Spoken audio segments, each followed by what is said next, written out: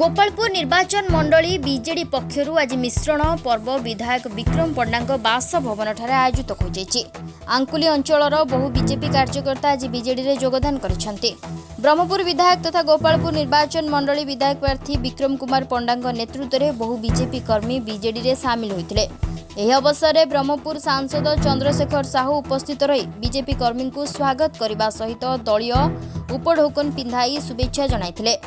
आगामी साधारण निर्वाचन में किभली बीजेडी दल को जिताइबे से नहीं कर्मी को मिश्रण पर्व में उद्बोधन देते। यह अवसर में विजु जनता दलर बहु दलीय कर्मी और नेता उपस्थित थे।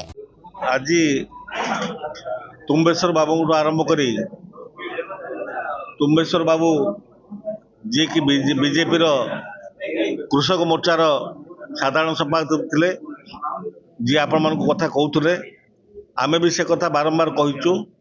बीजेपी दल जहाँ विरुद्ध रे आंदोलन करुला जहाँ विरुद्ध रे जी कि लोक चाकरी देवा ना रे लोक पैसा आत्मसात करते एवं जो माने आंदोलन करते आज से कोले नहीं।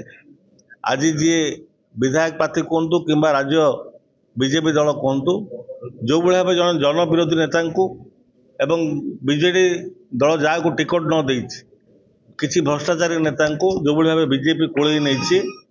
आज ताकू देखी जो मैंने प्रकृत में बीजेपी आइडियोलॉजी नहीं काम करते से बहुत दुख देती कथाटी एवं जार फलस्वरूप आज तुम्बेश्वर बाबू बीजेपी दल परित्याग कर सी देखी माननीय मुख्यमंत्री जो भाव कार्यक्रम कर आज जनहितकर कार्यक्रम कर सहित ये जो मैंने स्थानीय नेता मैंने विधायक भाव लड़ुंट से आज भोट पाई बोली भोट पाइबा आशार व्याकुल हो जो कथा से चिंता कर चिंता केबे सफल हम ना एवं से निज आइडियोलॉजी रे कार्यक्रम कर जो भाव गोटे भयर वातावरण सृष्टि कर गोपालपुर निर्वाचन मंडल से प्रकृत जो मैंने बीजेपी दल में कर्मी थे कि नेता थे से समस्ते बर्तमान अणनिश्वास हो पड़ते।